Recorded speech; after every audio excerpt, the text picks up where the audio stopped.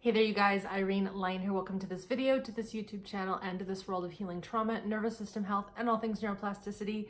As you can see on the subject line for this video, I want to talk to you and give you a little insight and education on healing toxic shame, Now, I've written one article on this called Why Toxic Shame Creates the Fallout that we call depression. So make sure to check that out. I also did a vlog maybe over a year ago where I discuss a masterclass I was at with one of my mentors, Peter Levine, and it was all on shame. Now, working with shame is something that I have been studying and doing for quite some time now. And it seems that it is such a hot topic, and there's a lot of confusion between healthy shame and toxic shame, what the differences are, and then of course, what we want to do to heal these deep, deep wounds.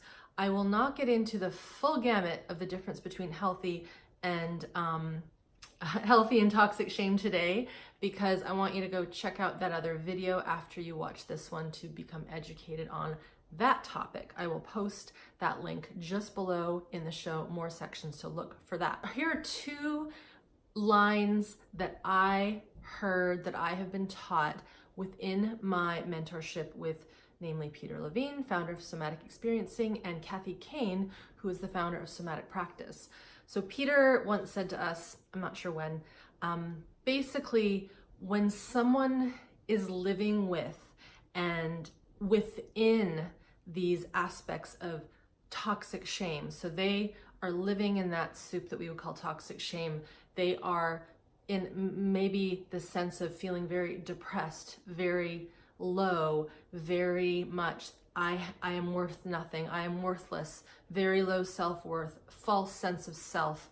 All these pieces that go with what we have seen come with unresolved and untreated early trauma. So he often will say that toxic shame or working with shame means you're essentially working with an individual who sees themselves, who feels themselves as bad meat.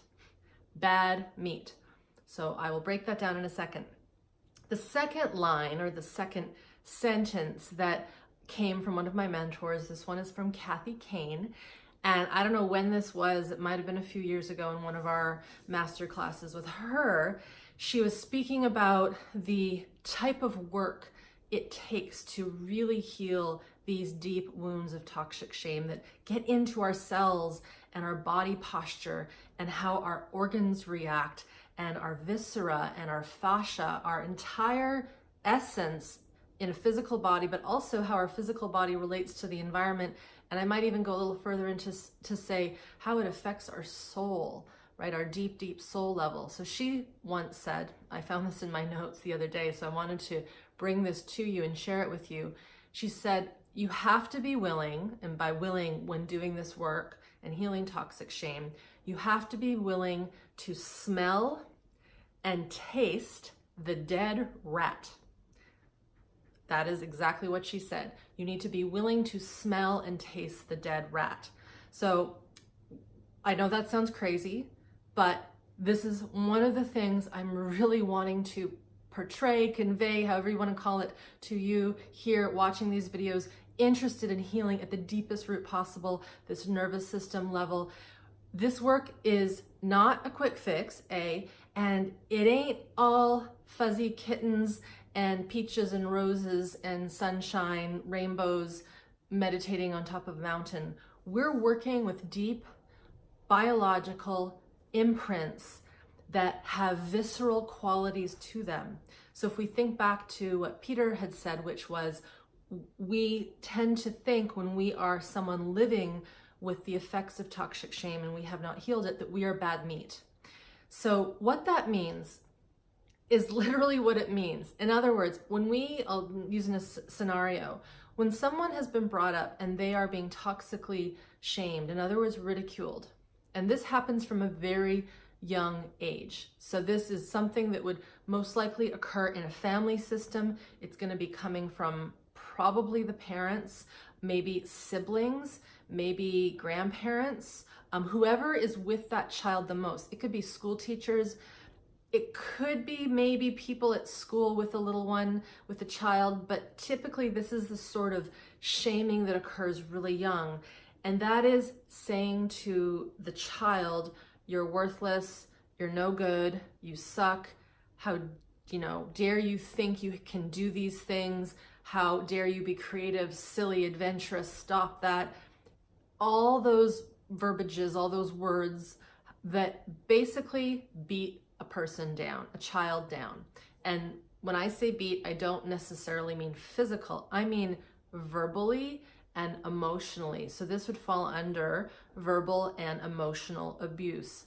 What that creates is a little person, a little human being who essentially they think that they are bad meat, that they are rotten. And if we think about one of those common sayings that is terrible, but people will often say to children, or you've heard this, or maybe this was said to you, you are such a rotten child, right? You're so rotten. How could you possibly do that? And let's be very clear, when a caregiver or a parent is dosing out that kind of bad medicine to their children, chances are they're not doing it because they're wanting to do it. They're doing it because they themselves probably had that done to them before they had, the child. And with many of the clients I've worked with, I'll be very honest, they have said, yes, I was verbally abused and these things happened to me when I was young, but man, you should have heard what happened to my XYZ, to my mother, to my grandfather, to my entire family. The things that they were done to them, what they were given out from their parents was way worse. And so we almost will justify that, well, I got it a bit better than she or he did, so this is better. And you know what? It is better. It shows that we're learning. However, these patterns within these familial generations, they need to be stopped. And what that means is that us, you, me, everyone watching these videos, people within my communities, we need to understand how this toxic shame not just gets into our psyche here and manipulates our thoughts and how our mental processes go, but how our physiology is being affected. Many, if not most of those that I've worked with who are suffering from chronic symptoms, chronic illnesses, autoimmune, deep depression that's biological, not just in our mind thinking about things that are causing anxiety at the mind level, but physiological illness, which we've seen from the Adverse Childhood Experiences study, when we have not treated unresolved early trauma, this kind of toxic shaming that puts a little one into distress, if we do not heal that, that will follow us into life in the form of chronic illness, mental illness, relational troubles, addiction, and so on. So to go back to this comment, this line that Peter Levine has said, that basically we think that we are bad meat, we need to understand that that's a real thing. And that means that that quality in us is a sense of disgust. So disgust is a primary human mammalian emotion, along with sadness and anger and fear and joy and surprise and happiness. Disgust is one of them. Look them up. It's there in Darwin's emotions. And it is the sense of something isn't right, something's gone off. Now, of course, in biology or in the wild, we need disgust so that we don't poison ourselves, so that we don't eat bad meat that's gone off.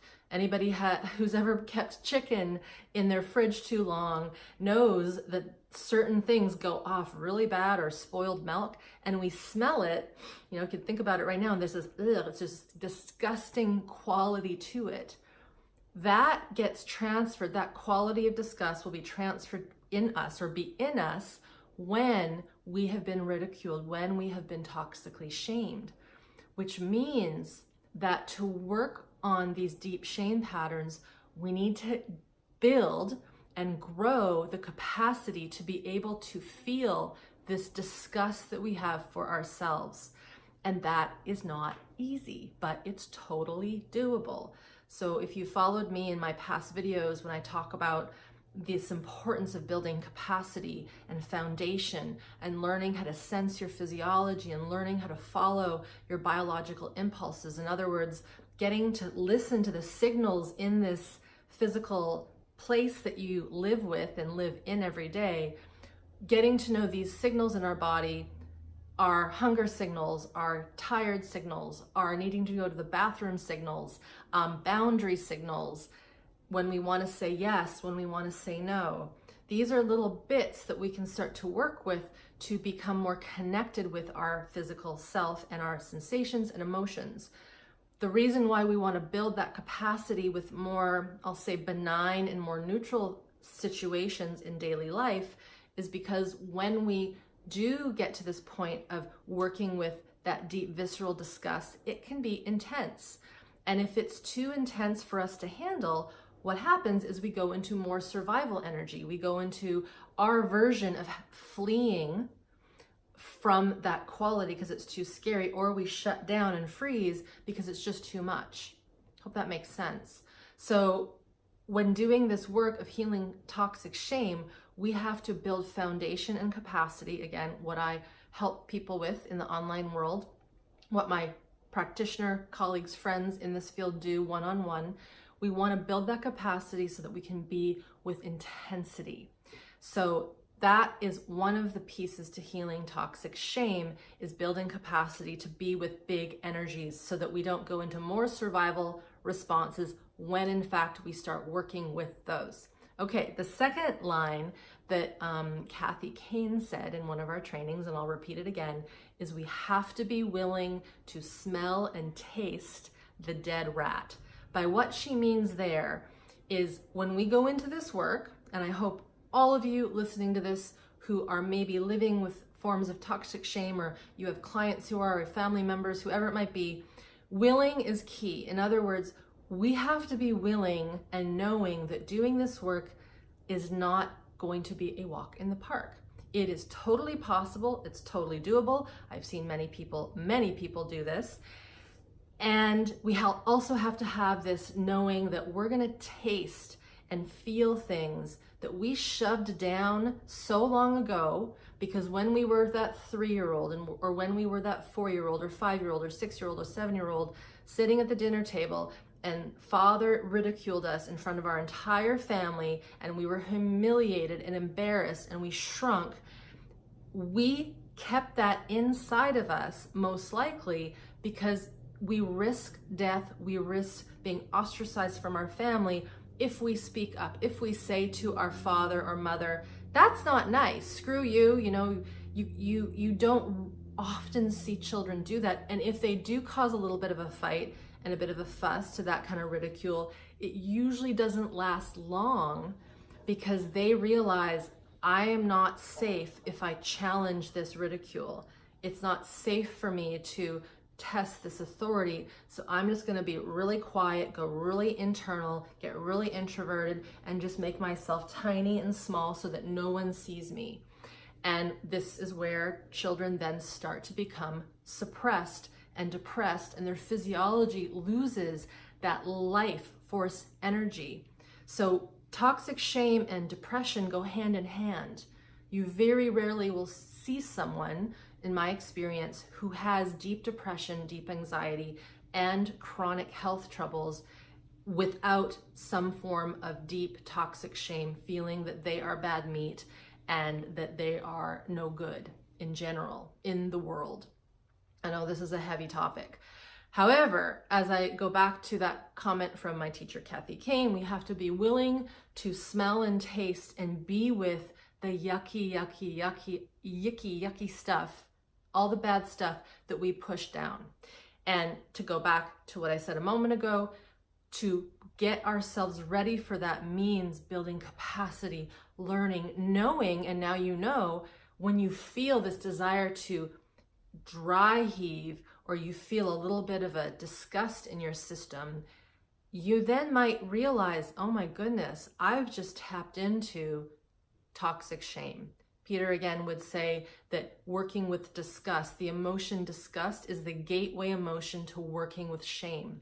Shame is not an emotion. Shame is a quality. Shame is something that we feel in our body that is more whole body and visceral.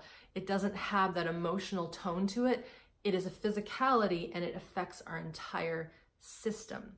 So to just recap this, how do we heal toxic shame? First of all, we need to understand what it means. Hopefully you get a little bit more of that from this video. Be sure to watch after this one, and I will pop it up on the end screens so you can just click over the video I did a little while ago on the difference between healthy shame and toxic shame, because they are so important. And a lot of our kiddos these days are not getting proper upbringing by having healthy shame dosed out. And often the reason is because the parent, the caregiver, had the bad kind of shame, the toxic shame given to them. And so they don't have a map for what healthy shame is. So if you're wondering, I totally don't understand the difference, Irene, that means you want to watch the next video. So again, working with this stuff is big, but we need to understand what it is. So what toxic shame is, this quality that we feel that we are bad meat, that we are damaged goods. If that is the case, we want to change that. We want to heal that, but we need to know what has to occur for that to happen. The first thing, other than education, building foundations, being able to be in the body, build capacity, grow that capacity to be with all of the sensations that we have in our system, connecting to our body in the environment that we live in, understanding our triggers, understanding what fight, flight, and freeze mechanisms are, and that for good reason you stuffed that stuff inside and now it's coming out and up. And then the next piece is knowing that when we do go on this path, and I hope you decide to do this, it's gonna feel a little gross and a little yucky, and it might taste and smell like a dead rat. Not literally, but figuratively and metaphorically. That is what we're dealing with at these deep, deep, deep toxic shame levels. Okay, thank you for being here. Thank you for watching. I appreciate every moment you sit here and listen and watch and learn. If this is not something that applies to you, but you're watching this, tell someone else who might be dealing with this. Most of the time when people hear this and they know that that's them, there's a little light that goes off that is like, oh my goodness, this is exactly how I feel. And we want more people to understand that they don't have to stay that way. It is not a curse. It is something that can be healed with the right practices, with the right support, and of course, the willingness to do the work yourself. All right, be sure to watch that other video, the other article I mentioned, and we will see you next time. Bye for now.